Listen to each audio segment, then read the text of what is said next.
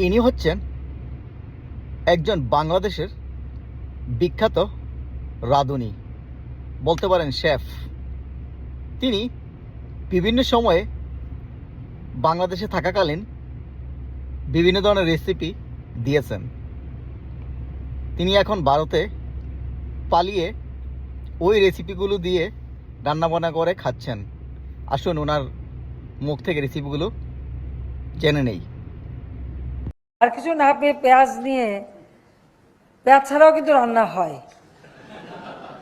হ্যাঁ, আমি কিন্তু করি, আমি করি তো, আমাদের বাসা করে। আমরা কিন্তু পেঁয়াজ ছাড়াও রান্না করি। অনেক তরকারি আছে যা পেঁয়াজ ছাড়াই করা হয়।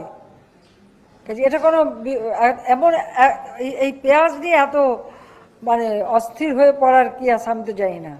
তো বেগুন দিয়ে বেগুনি না খেয়ে আরও যে সবজি সহজলভ্য আছে সেটা দিয়ে খেলেই হয়, আমরা তাই খাই। মিষ্টি কুমড়া দিয়েও খুব ভালো বেগুনি না বানায়, মিষ্টি কুমড়া দিয়েও বেগুনি বানানো যায়, সেভাবে আমরা করি, সেভাবে করা যায়। সো কেমন লাগলো আপনাদের এই রেসিপিগুলো কমেন্টে জানাতে কিন্তু ভুলবেন না। আর আমার পেজটা সবাই ফলো করবেন। আল্লাহ হাফেজ।